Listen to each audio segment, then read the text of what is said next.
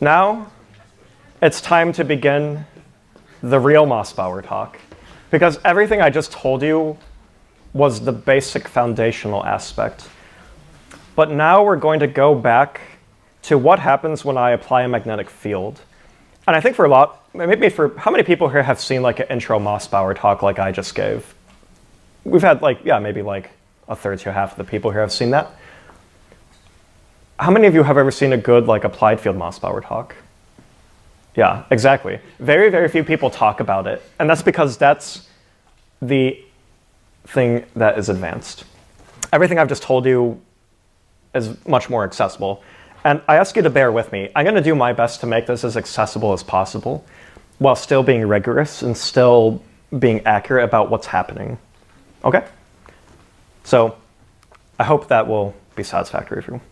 So now, I'm going to actually skip this slide because Frank Neise already kind of gave it, but just a general overview, right? We have electrons, which have no radius. They're just point-like particles in space. We have nuclei, which have radii, right? We have mass, where electron comes with the Higgs field interaction because it's a fundamental particle. The mass of a nucleus is primarily actually binding energy. We have a certain charge, right? The nucleus has an effective nuclear charge that the electrons feel, but it's just dependent on the number of protons, which have the opposite sign than protons, right? We have fundamental electron spin of 1/2. The spin of a nucleus, I told you, you have to derive from the nuclear shell model to understand because it's a Gestalt property of the individual protons and neutrons and how they are pairing up or not pairing up in their orbitals. Okay. And what I want to point out is something Frank pointed out the other day, and that's the difference in the magnetic strengths of an electron versus a nucleus, right? I've already told you about the electron magnetic moment. There's also the nuclear magnetic moment, which uses a very similar idea, just with a nuclear G factor, okay? And you can take this collection of constants and end up deriving what's called the Bohr magneton or the nuclear magneton. But what I want to point out is, the Bohr magneton's about 0.5 wave numbers per Tesla, and the nuclear magneton's 2.5 times 10 to the minus 4th wave numbers per Tesla. So inherently, what this is going to lead to is that a nucleus is going to be much, much, much, much weaker magnet than an electron, if you think about these as tiny little bar magnets. Right, we know the G factor of an electron is minus 2.002. Chemists decided to change the sign of that and use positive. I don't know why.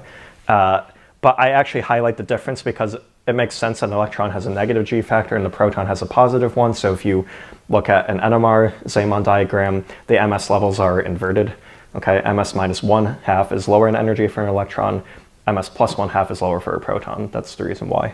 Because the G factor for an electron is actually negative. It's positive for proton.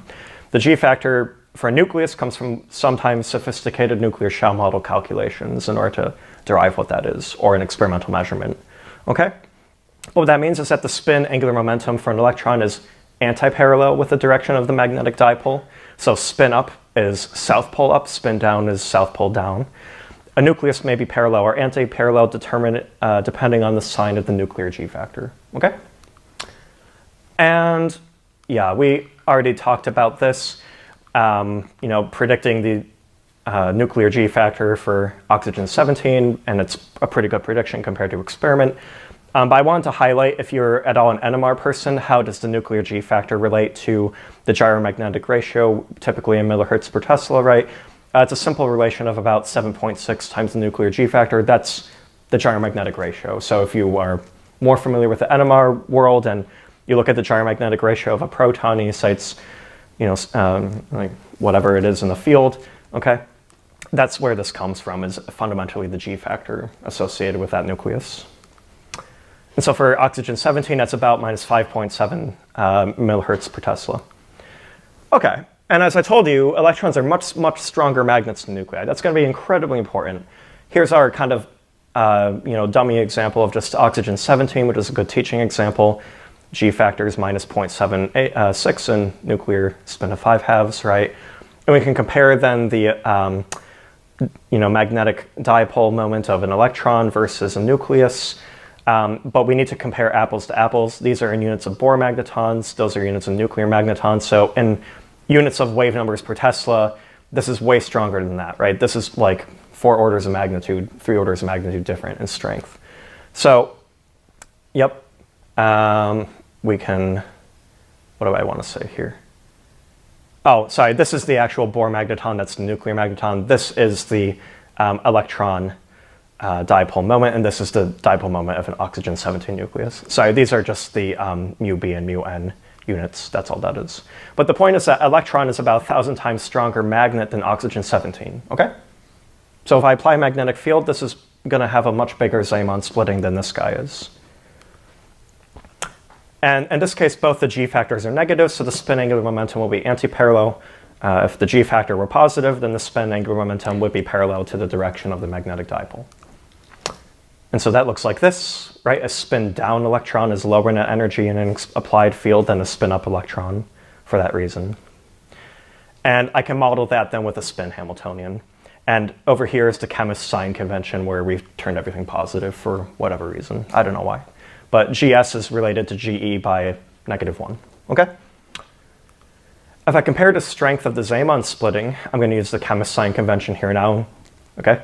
MS minus 1/2 is lower in energy with applied field than MS plus 1/2, okay? And I can look that at about 1 Tesla, we got about 1 wave number splitting. So, you know, for an electron, you get about 1 wave number for every Tesla you apply in Zeeman splitting, okay? So good rule of thumb, 1 wave number is about 1 Tesla when we're talking about electrons. Oh. Oops. Oh, wait, no, it makes sense. And here's why.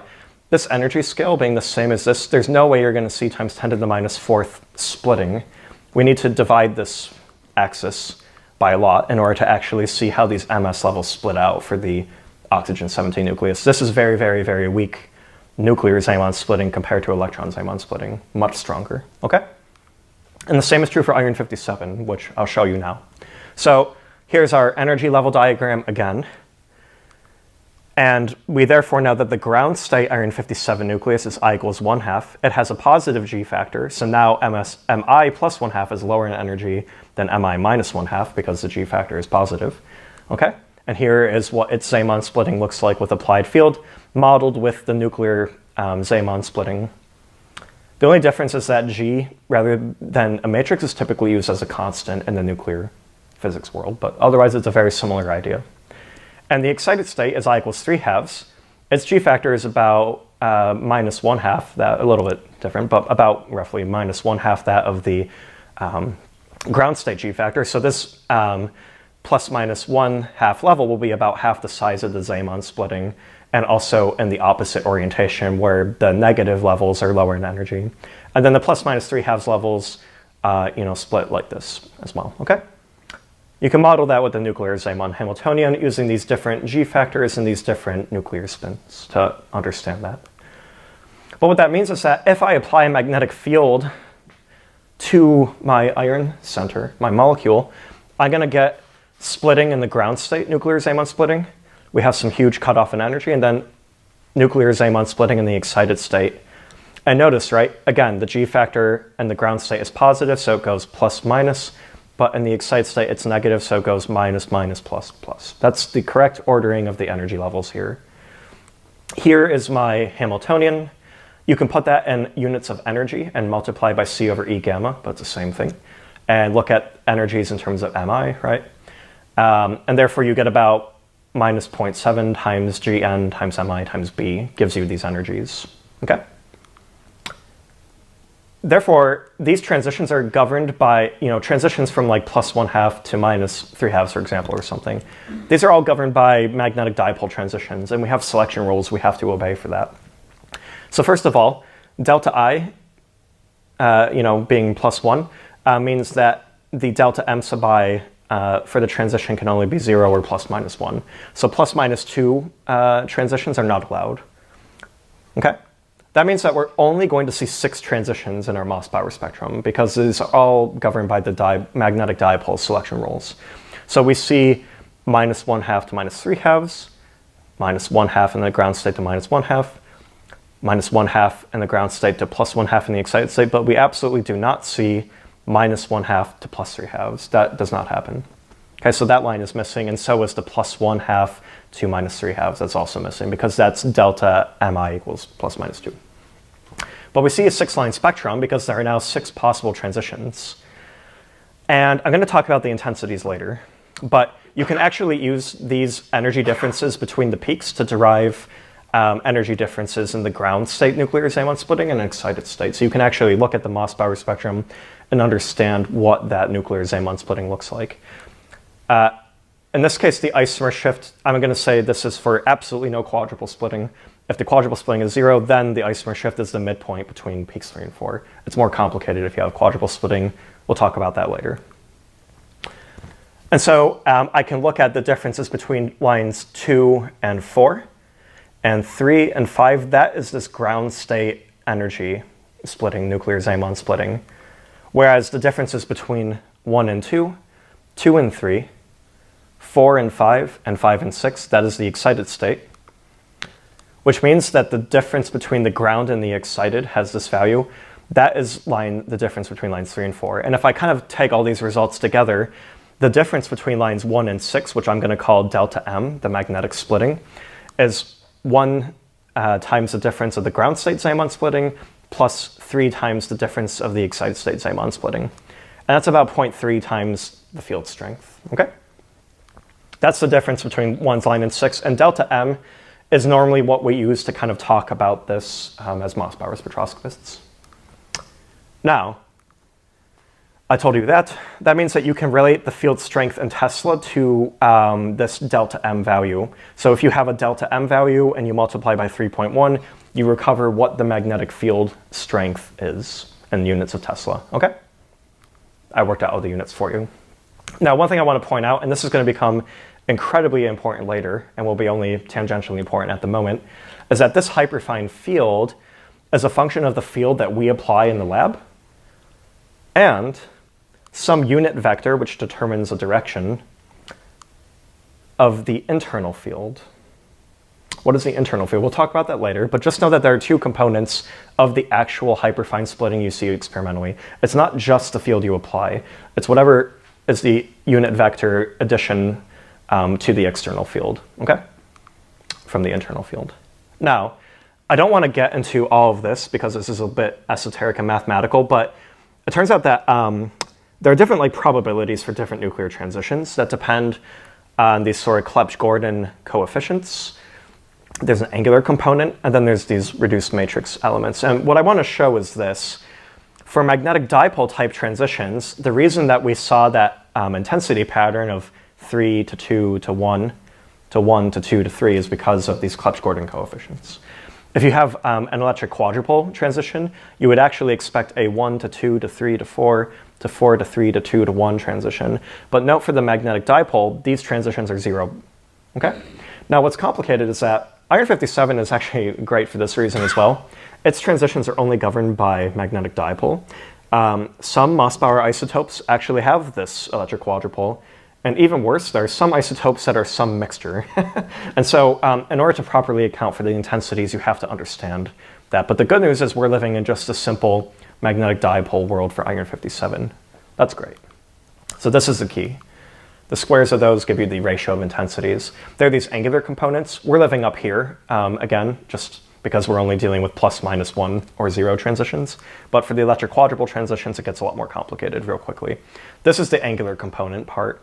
So that will become important later, which will become important right now. So I kind of lied to you a little bit earlier, and I showed you quadruple doublet spectra that apply to powder orientations. It turns out that the gamma ray angle with the principal axis of the molecule actually matters. So if you take a single crystal and you do a Mössbauer experiment on that, and you orient it such that the gamma ray angle lines up with the principal axis, you actually get an asymmetric quadruple doublet and a 1:3 ratio. And it's given, the right to left peak intensities are given by these angular relations I gave you. So you can actually rotate your sample in the gamma ray beam and modulate these peak intensities relative to each other. So at 90 degrees, it's 5:3. At the magic angle, so if you're familiar with solid state NMR, or if you have a powder orientation, that's when you see these 1:1 quadruple doublet peaks that I showed you earlier.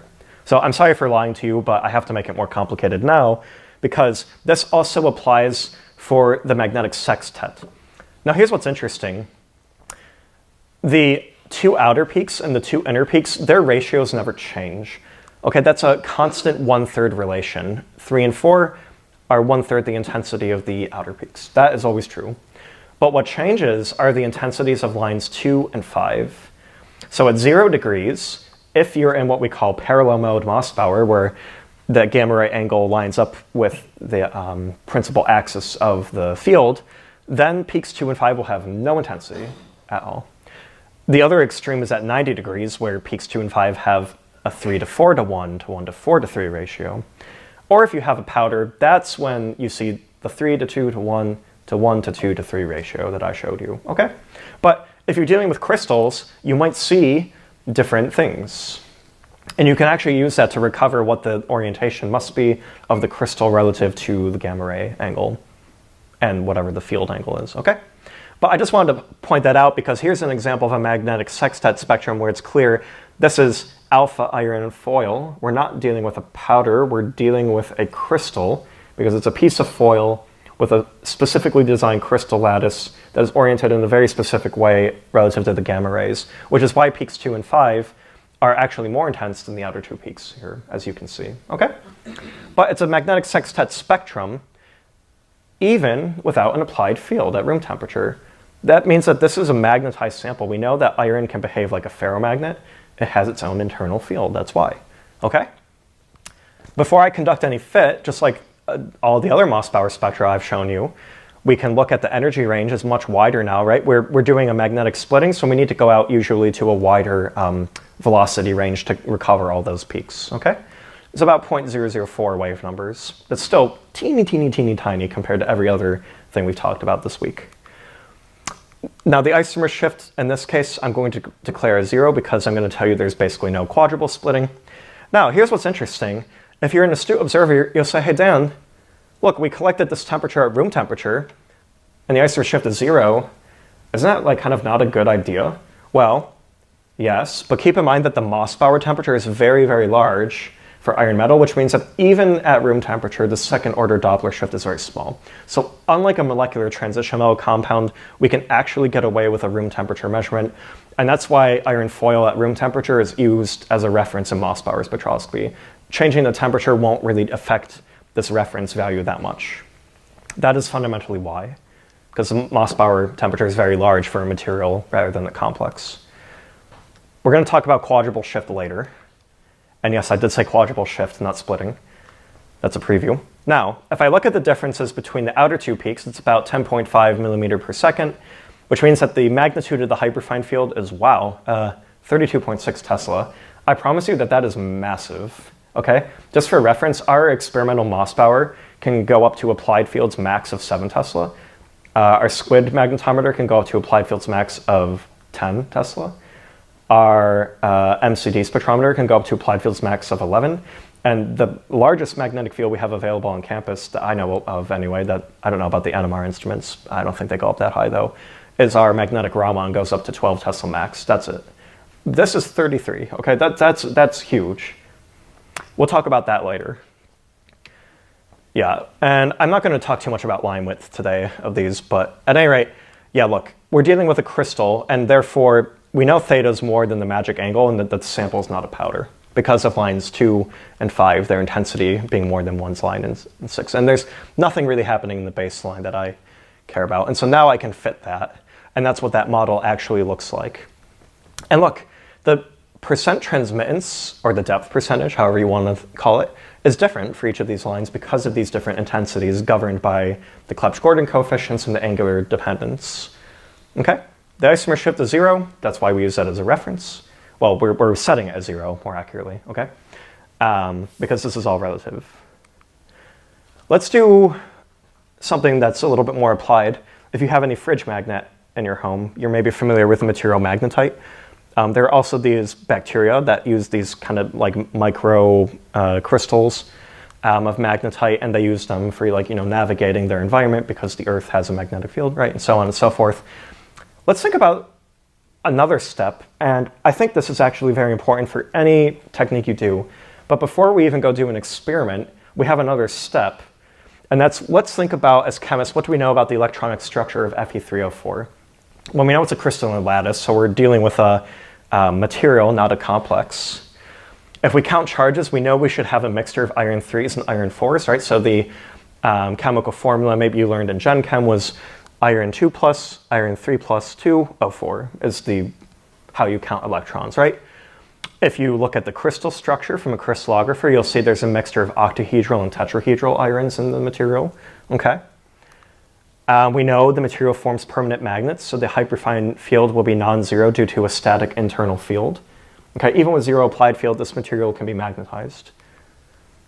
And therefore, we know that we have two different oxidation states, two different sites. We should have at least multiple magnetic sextet subspectra if we take the Mössbauer spectrum. And now I do the experiment because I've made a prediction, right? That's the order. You take a compound you're interested in, you think about its electronic structure, and then you decide what experiment to do. The next step is you do that experiment, and then before you model it, you look at what the data is telling you. This is the way to do good science, is to do it in that order. Now, it's a material, so 130 Kelvin is okay? But look, I'm seeing, if I'm just being honest, 1, 2, 3, 4, 5, 6, maybe 7, 8, 9, 10 peaks, if I'm like just doing an honest count here, okay? We've got two magnetic sextets, plus minus 10 millimeter per second again. Yeah, there's there's 10 readily apparent lines. That means that there's two subspectra and that these two lines and these two lines are kind of overlapping. So lines 5 and 6 are overlapping for these two magnetic sextets. And so that's why these also appear slightly broader than these thinner lines here. And if I look at the midpoints of 3 and 4 for each of these, you get that you have two different isomer shifts essentially, 0.4 and 0.8. We're going to talk about that later, quadruple shifts. And also two slightly different magnetic splittings. This difference is larger than that difference, okay? Which means that the hyperfine fields are 50.5 and 48.1 Tesla. That might raise an alarm bell for you, and I'm going to talk about that later. Because you might be saying, Dan, I call nonsense on a field so large. I promise you it's real, and we're going to talk about it. Okay. And now I fit, and I see I have to fit two quadruple doublets. Whether or not this is a good fit is up for debate, but I just want to highlight a few things. So green, purple, green, purple, green, purple. And I see now we're having these overlapping things, right? But it's clear that this green sextet has a smaller isomer shift than this one, right? 0.8 versus 0.4. Okay? Difference in magnetic splittings. And I can see that the area is about 43 to 57% ratio. Do you see anything wrong with those areas? Yeah. They don't correspond to the 2-to-1. Yeah. What is I expecting 2 to 1? Why do I have like almost 1 to 1, or more accurate, I guess like 4 to 6 or something? What is going on? Let's think about that. First of all, another thing I want to point out, look at the line widths. 0.65 versus 0.45. I told you if you have something more than 0.4, you need to have a reasonable explanation for it. Well, that's a really large line width. Something's happening here. Let's talk about that. Why does a second line width have a line width much greater than a 0.4? What's going on? Well, that has to do with fast electron transfer. It turns out, at 130 Kelvin, you have what's called a Robin-Day type 3 situation. You no longer have iron 2 versus iron 3. You actually have two sites that are iron 2.5. Because the electron transfer is faster than the Mössbauer timescale, so the Mössbauer only sees an average oxidation state. Depending on the temperature, that process may or may not be at a different timescale, and you might be able to resolve them at different temperatures. But at this temperature, it's Robin-Day 3. So Fe2 plus Fe3 plus 2 O4 is actually Fe2.5 plus 2 Fe3 plus O4 at this temperature. That is the way to think about the electronic structure. And that's supported by the isomer shifts, because we know high-spin iron 3 should have a lower isomer shift than high-spin iron 2. So that's why we see differences, right? This should have a larger isomer shift than this one, and indeed it does. Iron 2.5 just lies upon some continuum in between iron 3 and iron 2. We also know that 4 coordinate should be a lower isomer shift than 6 coordinate, right? This is that bond distance covalency effect. What that really means is the way to think about this is that you have magnetic sextet 1 are the tetrahedral iron 3 sites. Magnetic sextet 2 are the octahedral iron 2.5 sites. That is the electronic structure of this material. So, here's the punchline. Look, my prediction was wrong, but I did the experiment and I learned something new about the electronic structure. And that was really cool because I think often in science our predictions don't line up with experiment, but it's important to understand why, and this is the way to interpret that. Now, I want to talk about the areas. Shouldn't it still be a 1-to-2 ratio, so 33 and 67%, right? We have one tetrahedral site for every 2 octahedral sites. Let's think about this. The spectrum was collected at 130 Kelvin, so we're here. But we're dealing with a material. But look at these differences in the Lamb-Mössbauer factors. Even within the same material, different iron sites with different coordination numbers and oxidation states might have different Lamb-Mössbauer factors. And if you want to figure that out then, remember I told you the area under the curve is proportional not just to the number of atoms, but that Lamb-Mössbauer factor comes into. So I can actually figure out that the Lamb-Mössbauer factor, if I work this out, right, I know for every 2 octahedral sites, there should be 1 tetrahedral site. I know what areas I fit experimentally. And that tells me that the octahedral Lamb-Mössbauer factor is actually about 65% of the tetrahedral one. That is why our quantification failed, in a sense. But it didn't. My point is just that if you do quantification, you can't just think about the number of atoms. You must always think about what are the differences in the Lamb-Mössbauer factors. And this is why 130 Kelvin was maybe not the best choice. I should have gone to liquid helium, or minimum 80 Kelvin, to get, at least this being as close as possible. Because as I go down, this ratio approaches 1-to-1, approximately. All right, as long as you're comparing apples to apples. The danger comes if I'm comparing a protein to a nanoparticle. Yeah, good luck with that. That's a bad idea. Unless you have some other experiment, like from a synchrotron, that tells you the Lamb-Mössbauer factors, then you can quantify different species accurately, but only then, okay? So it's only approximately correct, our assumption that as temperature goes to 0, the Lamb-Mössbauer factor ratio approaches 1-to-1. That is an assumption, and anytime you do a quantification, you need to keep that assumption in mind, how valid that is or isn't, right? That's the point I want to make. So you must be very careful when doing quantification. Now, that's where a lot of people end. And this is where I'm going to begin. Because what if I have a situation where I have both the quadrupole and the magnetic hyperfine interactions at the same time? We didn't talk about that until now. Here's my Hamiltonian, my Mössbauer Hamiltonian. Okay, I have the isomer shift Hamiltonian. I have the quadrupole splitting Hamiltonian. Look how simple that Zeeman Hamiltonian is tacked on there. I promise you this is anything but simple. The good news is we don't really care about this first one because that's just a total energy shift. We really care about how did the quadrupole and Zeeman Hamiltonians interact with each other. So it's a combined effect of those two last terms that is much more difficult. We have to, in general, diagonalize the Hamiltonian with numerical methods. We can at least do 2 extreme cases, though, with first-order perturbation theory. There's what I call the magnetically perturbed quadrupole doublet case, where the principal component of the electric field gradient is massive compared to the Zeeman splitting. And then there's the opposite, the quadrupole perturbed magnetic sextet case, where the quadrupole splitting is way smaller than the Zeeman splitting. And a further complication is that the axes of the EFG tensor and the axes of the magnetic field may or may not be aligned. So now we have angular dependencies to talk about. And this is why I think a lot of people stop here, because it's really, really difficult to wrap your mind around. I'm going to give it my best shot. So let's talk about the first case. Quadrupole splitting is a much bigger interaction than the Zeeman splitting. We see that this kind of looks like a quadrupole doublet that's had a small magnetic perturbation of its 2 lines. That's what that means. Let's take this situation. I'm going to use what I call fictitious nuclear G values and model excited state nuclear Kramer's doublets. Here's my I = 3/2 excited state. The quadrupole Hamiltonian tells me that the mi 1/2 Kramer's doublet is not degenerate, it's split in energy, right? That's that quadrupole interaction. For simplicity, let's say eta = 0 for now, and only worry about a positive quadrupole interaction. And I can turn on the Zeeman splitting, and as long as these are very isolated from each other, so quadrupole splitting is larger than Zeeman splitting, that's what that looks like.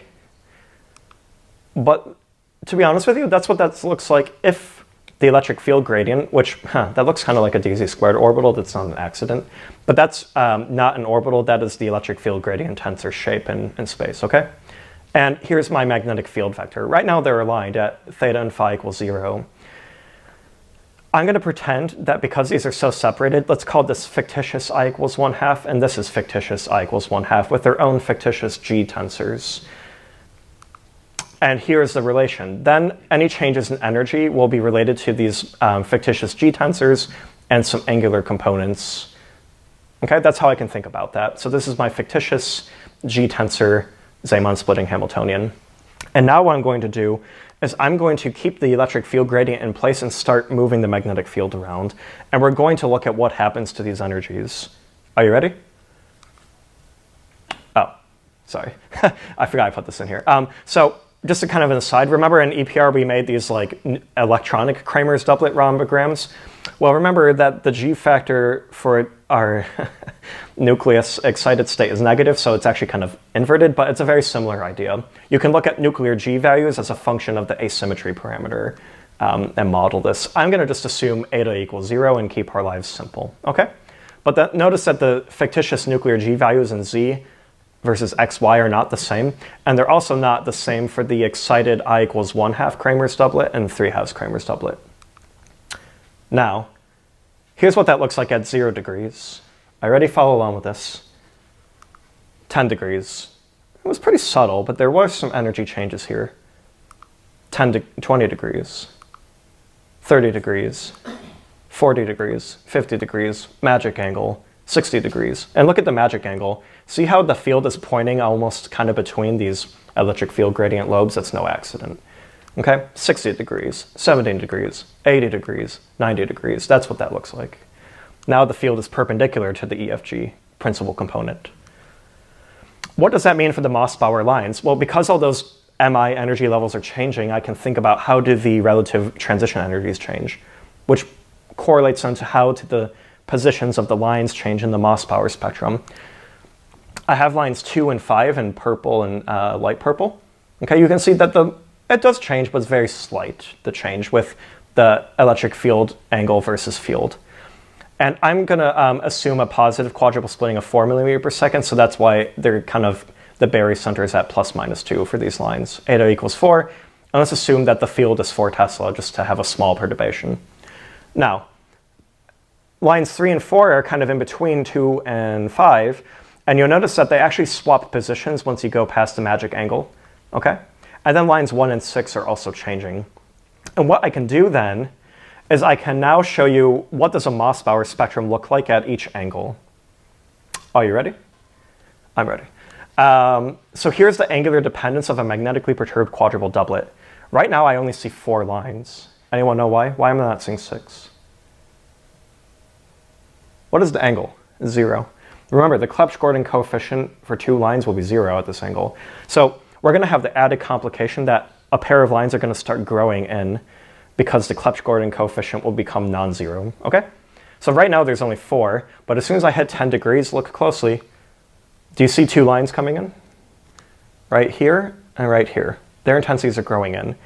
And the positions are changing. 0 degrees, 10 degrees, 20 degrees, you really can start seeing them now. And you see that the positions of these inner 2 lines are overlapping. These ones are also changing. Look at them. It's going in while these are growing in. 30 degrees, 40 degrees, 50, magic angle, 60, 70, 80, 90. And if I want to think about then, what if I measure a powder? You have to sum up all these orientations, and that looks like this. Okay? So I'm going from 0 to 90 degrees. I'm showing how line intensities are growing in. I'm showing how these middle lines are kind of merging, and also how the positions of the lines are changing. So if you probe a crystalline sample, you'll see an oriented spectrum, which we call texture in the Mössbauer world. But if you probe a sample that's a powder or frozen solution, you're going to see some weighted average of all these orientations. And that looks like a sum of all these orientations. I've only shown you a few increments, but it's a continuum, okay? And here's what the sum of that powder orientations all looks like. This is the actual experimental Mössbauer spectrum I see. I see kind of 2 fat lines on the right and then 3 thinner lines on the left, typically. This is actually two overlapping lines, though, okay? That's where this powder comes from. So what that means is that you can't really get a good line width from this experiment. You need to do a zero-field Mössbauer experiment to understand the intrinsic line width that you're dealing with. Because if I fit this, I'm going to get a line width that is probably too broad. Now, I had everything so far as asymmetry parameter equals 0. If you start perturbing that, it allows formally mi plus minus 2 transitions to occur because you start mixing the mi levels. They're no longer pure, which means that for eta non-zero, I can think about here, I showed you the eta equals 0 case, but you could do this for, let's do like eta equals 0.6. You can start to see, eventually you hit this asymmetric limit, and you no longer have any meaningful sign of the quadruple splitting. Just like at the rhombic limit of EPR, there's no meaning of the zero-field splitting. Same idea. But I just wanted to show you the effect of what happens if I change the asymmetry parameter on this powder quadruple doublet spectrum. Now, here's what I can tell you. The principal component is negative if you have 2 peaks on the left and 3 on the right. So actually, I showed you we have a positive one, so that's why we have 2 on the right, 3 on the left, okay? That's how you can immediately tell, I know now the sign of the quadrupole component. You can't tell by zero-field Mössbauer, you absolutely can tell by applied field Mössbauer. The quadruple splitting is given by this relation here, and the isomer shift by this relation. You're just kind of taking midpoints and averages in order to do this, okay? Remember to get line widths from a 0 Tesla spectrum, a zero-field spectrum. Here's an actual example of that from the Holland group, and I wonder if the Holland people have read this paper or not. It's a little older, 2012, but not too old. Here's this iron 1 antiferromagnetically coupled compound with the traditional Pat Holland type ligands. And you can see at 80 Kelvin, a beautiful zero-field spectrum. If I turn on an applied field of 4 Tesla, you see 2 on the left, 3 on the right. Quick, what's the sign of the quadruple splitting? Anyone know? Yep, negative. You can tell immediately by applying a field what the sign of the quadruple splitting is now. And eta is about 0 because you have almost no intensity growing in these region here. So 2 on the left, 3 on the right. So quadruple splitting is now no longer magnitude, it's minus 2.2 millimeter per second. We know the sign because we know the sign of EZZ. And the sample is clearly showing powder behavior because we have a 1-to-1 ratio in the zero-field spectrum, and we have this type of powder spectrum when we have applied field. Okay. I just wanted to show you that. And again, the line width should come from the zero-field experiment, because at the zero-field experiment, you get 0.26. If you try to fit that, you'll get 0.31, which is a bit too broad, actually. So you can't get a good line width from the applied field experiment, typically. That's one of the disadvantages, if you want to understand. So you usually do a zero-field experiment in addition to an applied field experiment. You usually do both. And here are the fit parameters for that. There is actually a small amount of asymmetry, but I lied a bit. It's more or less near the axial limit on the spectrum of asymmetry. Now it's time for case number 2. What happens when the quadruple splitting is really small and the Zeeman splitting dominates? We have to consider that limiting case too. So now my EFG has shrunk in size and my field has gotten huge. Okay? But it's a similar idea where we're going to look at an angular dependence. The expression's a little different because now we have our Zeeman Hamiltonian and we're adding epsilon. That's going to be a quadruple perturbation to those energies. And it's given by this relation here. Okay? And here is where the angular dependence comes in. So this is what epsilon is. Now, you can see that if I'm adding quadruple splitting in purple from the non-quadruple split case, you can see how these excited state MI levels are changing relative to each other. That's analogous to zero-field splitting, but we're talking about nuclei, so quadruple Hamiltonian comes in. And here are the dependences on the lines in that case. Lines 1 and 6 kind of follow each other, and then 2, 3, 4, and 5 also follow each other. You can vary this as a function of the EFG angle with the field, and see that always the inner 4 lines shift around compared to the outer 2. So you have 2 outer lines and 4 inner lines, and they shift around relative to each other. That's what this means. This is for a quadruple splitting of plus 2 millimeter per second with a field of 40 Tesla. Okay, so now we're going with the opposite type of perturbation. What does that look like? Before I get into this, I'm going to leave out the complication of the intensities of lines 2 and 5 and just talk about their positions, because often these peaks have slightly different line widths, so it's a little bit difficult to talk about these intensity relations anymore. So I'm going to just assume that the ratio is always 3 to 2 to 1 to 1 to 2 to 3. That's probably not actually true, but I just want you to be aware of it. And now let's look at the angular dependence of the EFG versus field in this case. The field stays and the EFG is going to move now. 0 degrees, 10 degrees. Look at how the inner 4 lines shift relative to the outer 2. 20 degrees, 30 degrees, 40, 50, magic angle. Now it looks like there's no quadruple shift. 60, 70, 80, 90. It took me a really long time, by the way, to like make all these figures. I had to like model this, and I hope you can appreciate that. But what I want to get is this punchline. If you were an astute observer in my earlier slides, I said the word quadruple shift. I did not say the words quadruple splitting. Those are not the same thing. And unfortunately, the literature makes one extremely confused, and I'll tell you why. Because the abbreviation for quadruple shift is QS, and the abbreviation for quadruple splitting is also QS. So that's annoying.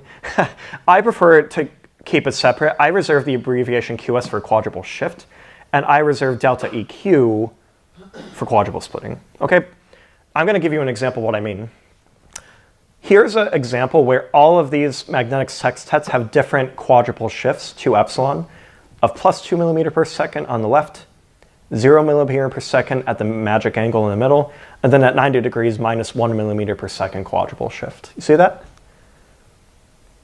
Now, what does that mean? Let's talk about this. The principal component of my electric field gradient tensor is minus 1/2 that of Vxx. So here, when the field points along Vxx, it's minus 1/2 the quadruple shift of when the field points along Vzz. That's why this is twice the magnitude and opposite sign quadruple shift as this one when we're going from 0 to 90 degrees. Okay? And that just comes from the fact that this tensor has to be traceless. So for eta equals 0, I should mention that this is the truth relation here. So B is pointing along Vzz, which is, here, double the size and positive. Here, B points perfectly in between them, and here, B points along Vxx, so it's minus 1/2 that, okay? And here's how I get that quadruple shift relation. If you plug in theta, I actually left phi alone, just for simplicity. You can see how this becomes complicated quickly, though. Now, here's the truth. All of these spectra have different quadruple shifts, but they all have the exact same quadruple splitting of plus 2 millimeter per second. Don't get them confused. So here's the punchline. If you fit a magnetic sextet spectrum and you get the quadruple shift, you actually don't know what the quadruple splitting is unless you know what this angle is, where B is pointing. That's the only time you know it. Understand? So quadruple splitting and quadruple shift, keep those ideas separate in your mind. Now, one more thing. How does the asymmetry parameter affect this? The asymmetry parameter also shifts this. So I'm just doing at theta equals 30, just so I can demonstrate this. But you can see that all these inner 4 lines are going from blue to red as eta goes from 0 to 1, and the other 2 lines are going the opposite direction. So the asymmetry parameter eta also shifts the inner 4 lines relative to the outer 2.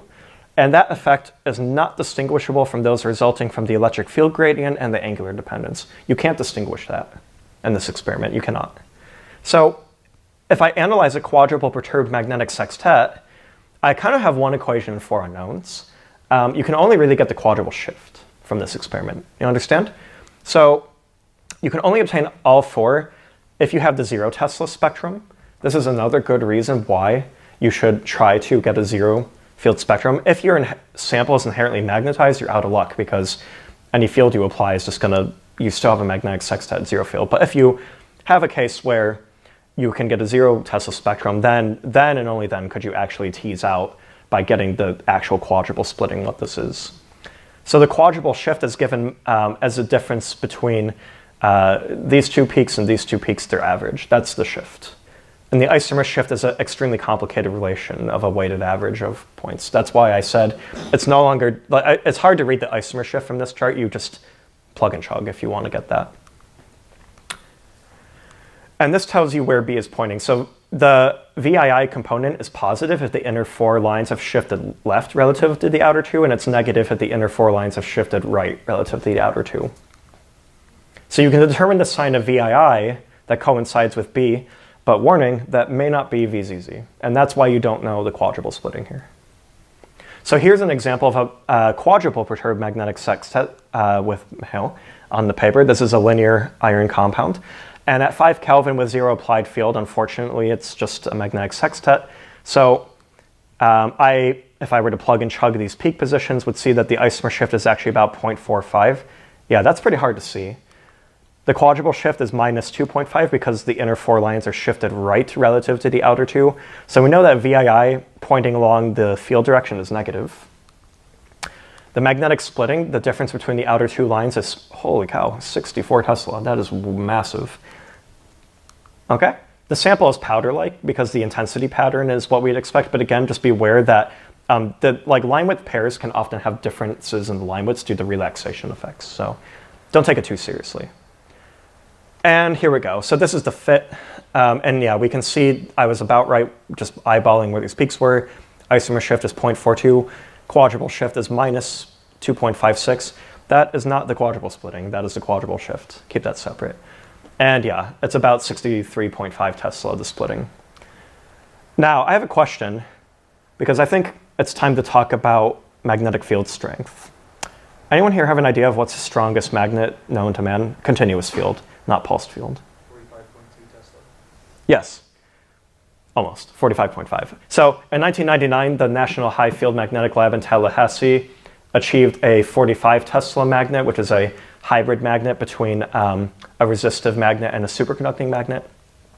In 2022, in the Chinese High Field Magnetic Lab in Hefei, Anhui, China, they got 45.22 Tesla. They might not be a lot to you, but that's like Usain Bolt shattering a 100-meter dash record. That's a massive improvement. And finally, the High Field Lab broke it actually in 2019 again with a really small toilet paper roll sized magnet that's actually 45.5 Tesla. So this is the strongest continuous field magnet that we have available on Earth right now. So how then in my previous slide am I claiming a field of 65 Tesla? I'm full of nonsense, or am I actually talking about something meaningful? How do we get fields stronger than 45.5 Tesla? I told you earlier we're getting 50 Tesla here. Where's that coming from? Any idea? Well, it's coming from the internal field. Anyone know what causes that internal field? Do we know of any other magnets? Unpaired electrons are magnets. The internal field is a consequence of the electrons. The nucleus field is a much stronger field than we can actually generate in the lab, but these field lines decay very quickly as you go out in space because the flux line density gets smaller and smaller and smaller as you go far away. But at the nucleus, you can get extremely strong fields from these unpaired electrons. And you can even see that in something like iron metal, right? We know that a material has like a Curie temperature. And you can actually do Mössbauer spectroscopy as an experiment to determine what the internal field is at each temperature. So here I've gone from room temperature to 700 Kelvin to 1020 Kelvin up to about the Curie temperature, which is somewhere in between 1041 and 1046 Kelvin. So if you heat up the material too hot, you lose the magnetization, but you can actually see that effect of the internal field disappearing. Okay? Yeah, and sometimes people look at that as a function of temperature. They look at that in like a normalized sense. So the internal field over the saturation field over the temperature over the critical temperature. But that's one experiment one can do to actually determine the Curie temperature of a material. But what about internal fields of molecules? Oh wait, well, we still have unpaired electrons, we're good. We know where we can get a 63.5 Tesla magnet. It's coming from my electron configuration, okay? The electron spin is actually producing somehow a field that the nucleus feels. So, what that means is that we no longer can consider the nuclear spin Hamiltonian. We must now also consider the electron spin Hamiltonian, which is what we talked about this whole week. We're about to use the nuclear spin Hamiltonian as a way to sense things like the G tensor and the zero field splitting. But here's the problem. Right now, here's my electron spin Hamiltonian. Here's my nuclear spin Hamiltonian. If you look, this has electron spin, only s. This has only nuclear spin. At first glance, these have no connection, but there's a missing term here and there's a missing term here. Is there any way that the nuclear and electron spin can interact? Yes. That is called the hyperfine interaction Hamiltonian, which you saw in EPR. That is this Hamiltonian right here. How did the nuclear spin and electron spin talk to each other? That's through this hyperfine coupling tensor A. And this is the connection between these two Hamiltonians, the Mössbauer and the electron spin Hamiltonian. And here's where we're at now. So I add up all these terms together. I'm not going to write out their explicit forms right now. And then you add the isomer shift. That just shifts the energies. The problem is that S and I are kind of coupled. So you kind of have a situation where if you want to solve your spin Hamiltonian problem, you have the nuclear and electron manifolds kind of running into each other. But you can get around that, and this will answer someone's question. If you apply a very small field of 10 to 50 millitesla, you can basically decouple these Hamiltonians by saying, okay, now the nucleus feels the average expectation value of the electron spin because we know the electron Zeeman splitting is 1,000 times stronger. So now we can deal with it that way. Okay, so this is kind of a mean field approach, if you will. So replacing S with the expectation value, that's justified since the electron Zeeman splitting is much, much, much, much larger than the nuclear Zeeman splitting. That's how we can do this. And so it's actually usually standard practice to do zero field Mössbauer spectroscopy with a very, very small applied field of like 10 to 50 millitesla. Small in the context of Mössbauer, maybe not EPR, but that's very small. I showed you like 4 Tesla, 7 Tesla applied fields, okay? And so now I can play some tricks and combine these two and see that the nuclear Zeeman splitting, right, is coming from an externally applied field and an internal field, which is actually nothing more than just the electron hyperfine coupling interaction. That's essentially what the internal field is. So we call this whole term here the internal field. And the hyperfine field, it's actually a little more complicated because there's a unit vector. These don't have to necessarily coincide these axes, right? So you have to multiply by unit vector in order to properly do the vector addition. But the internal field depends on the average electron spin and the hyperfine coupling tensor. Now, how am I doing on time? We're really getting there, I promise. I don't know how much time we'll have for the practical, but I'd have to talk about this, or we have no way to do the practical. So just as an example, you can take, I might not go through this too in depth, but basically I just want to say you can get average expectation values along X, along Y, and along Z fields if you look at these electron Zeeman splittings now.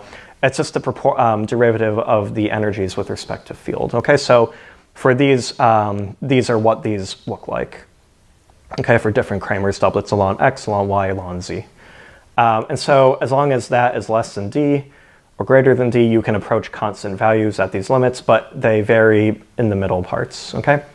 But the idea is that each electron generates its own internal field, which means that each electron gives its own Mössbauer spectrum. In the slow relaxation regime, we'll get there later. Things are getting more complicated now. So let's just focus on the +1/2 and ±3/2 Kramer's electron Kramer's doublets.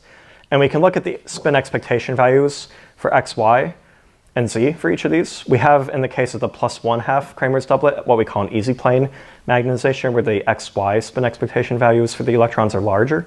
And the opposite is true for 3/2. In fact, the XY expectation values are near 0 for an easy axis situation, whereas they're about ±3/2, okay? And what that means then is you can actually use the Mössbauer experiment to tell the sign of the electron zero field splitting, because these expectation values generate internal fields in such a different way that you can tell the difference. So now we're using the nucleus as a probe for electron spin Hamiltonian parameters. This is the connection. I'm not going to talk about this because Alex Schnegg has talked about it, Frank has talked about it, but yeah, I just want you to know that the Fermi contact contribution is usually about, we usually use fields of Tesla in Mössbauer, and it's about -20 to -22. That's an isotropic contribution. You have anisotropic spin dipole contributions and also orbital contributions.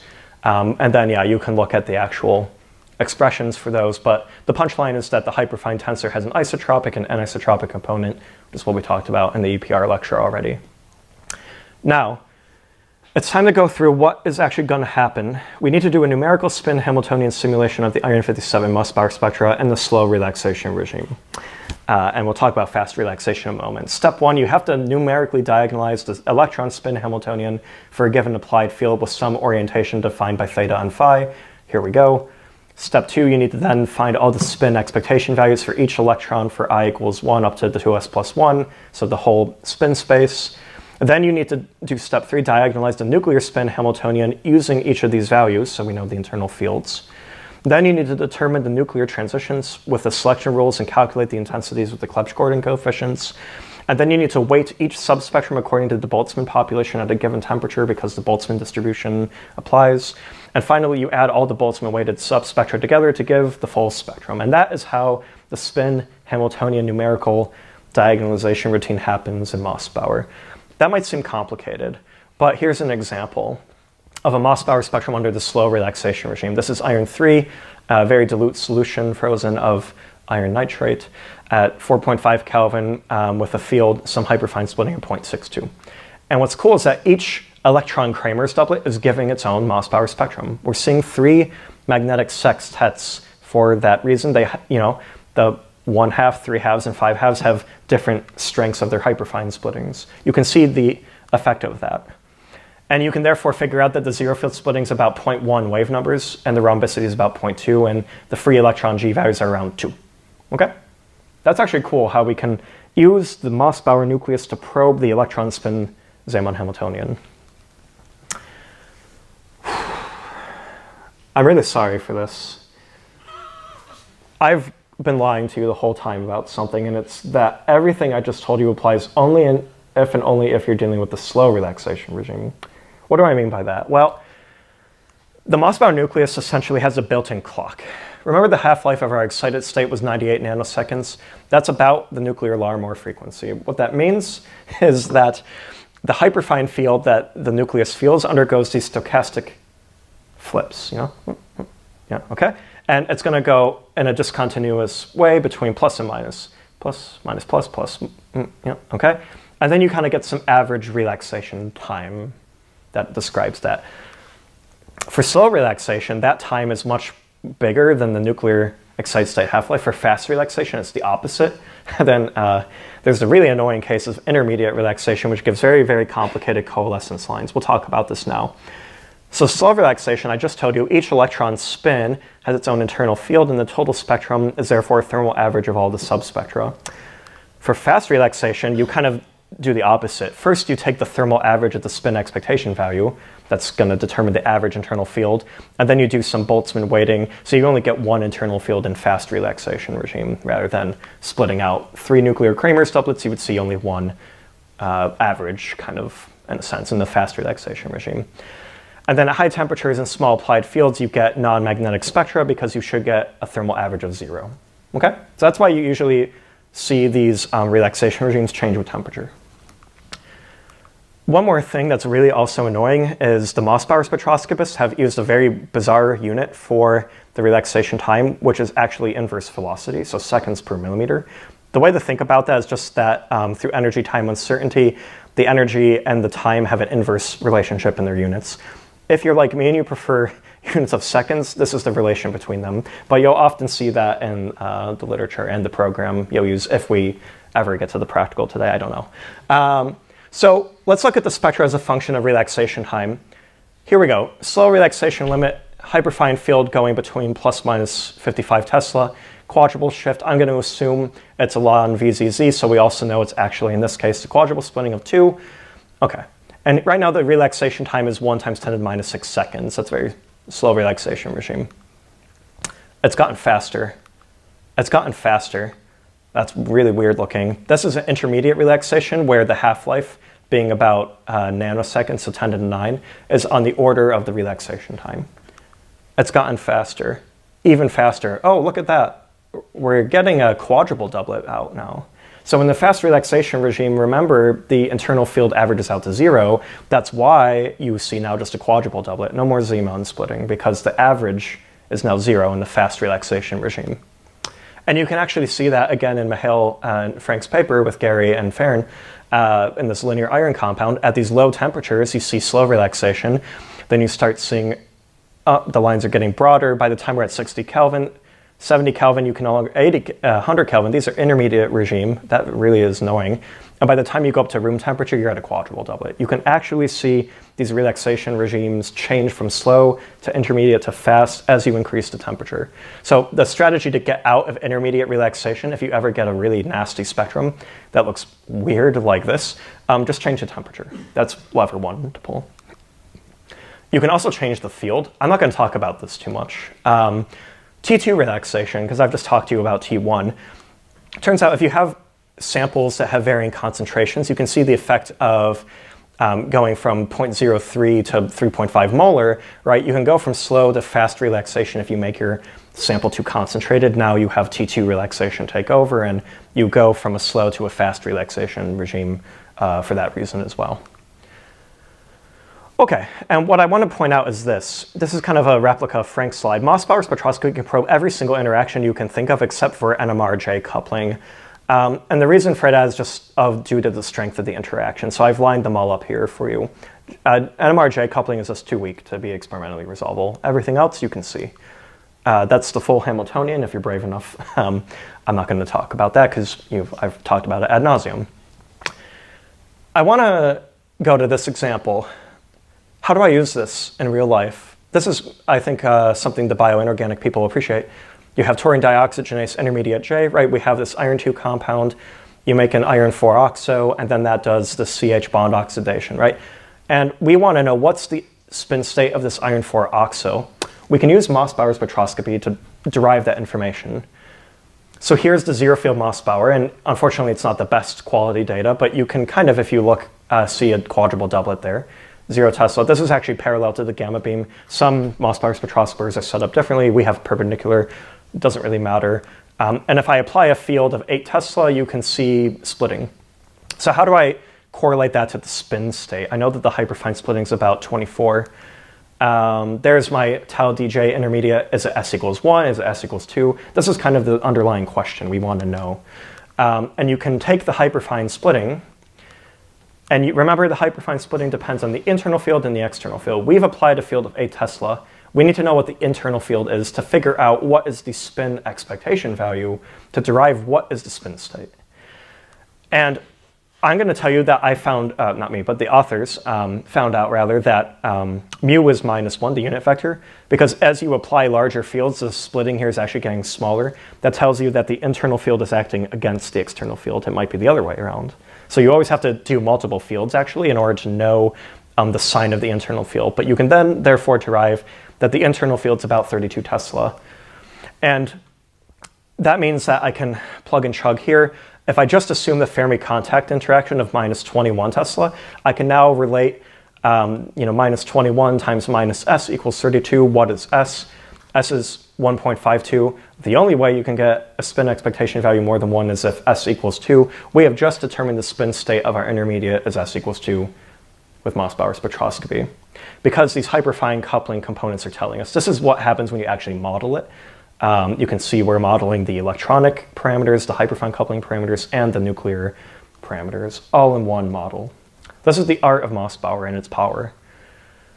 And now we can go back finally to the zero field lecture. Do you remember this hydrogenase example and we couldn't decide between the models? It's because now we can. We can apply magnetic fields at 1, 4, and 8 Tesla and see these splittings happen. And when we do that, we know absolutely for certain that the answer is this model here, because the quadruple splitting and isomer shifts for the magnetically applied field model only match up with that. That is how you can tell the difference. We had to go through all that pain to get here, to know the difference between these two models. It's really that tough. But I promise you, it's very rewarding when you understand that. Last example of the day, and then we're done. Here's a 1 electron reduced spinach ferredoxin. Here's the unreduced, here's the reduced. And you see 2 distinct iron 2, that's the really big quadruple splitting, and iron 3, that's the small quadruple splitting. You can see that by Mössbauer. And they couple these spin centers to form a spin ladder with total spins with different energies. We're using the -2J convention here in Mülheim. And what is this, therefore the internal field at each one? You have to use Clebsch-Gordon spin projection to tease out what the local spins are and therefore what the internal field is. And what you find is that the hyperfine tensor felt by the iron 3 is 7/3 of the total hyperfine tensor that you fit. The iron 2 is minus 4/3, so they feel it in opposite ways. And here's the punchline. The isomer shift and quadruple splitting are sensitive to the local spin and oxidation states, but the magnetic splitting is diagnostic of the total spin state. So the power of Mössbauer is we can look at both local spins and total spin at the same time. That's pretty cool. How does that correlate? Well, this is what I told you about earlier. If I see a weird spectrum like this, actually it's not that hard to understand. You just need to consider the kind of weighted average of these thermally populated spectra and what their contribution is to the total spectrum. That's where that Boltzmann weighting comes in. So the iron 2 total MS values we're using, so MS minus and plus 1/2, apply for each oxidation state. You can think about their fields, and then you weighted average this, and you end up with the total Mössbauer spectrum. That's it. That's all I have for you today. I know that was quite intense, but we had to go through and be rigorous in order to do the practical. Now, I have a question, and it's how much time do we have left for the practical? Probably not much, considering I went 2.5 hours, and it's now 6 p.m., and the practical goes until 6:30. So unfortunately, I didn't leave you much time for the practical. We will go downstairs and do it, and for like half hour. And then, we go to the barbecue. And I'm sorry to cut into the practical, but I just really thought it would be not good if I only stopped at zero field Mössbauer. I really wanted there to be a chance to see the true beauty and art of all the intricacies of it. I could spend 5 weeks talking about this, but I think that's enough for today. And yeah, I hope that was not too much, but if you have questions, we can talk about that at the barbecue later. I promise the end of the summer school is almost here, so maybe we have time for like questions in the coffee break, because I think I would like to let you go. You've earned it. But yeah, come talk to me outside, and thank you for your attention.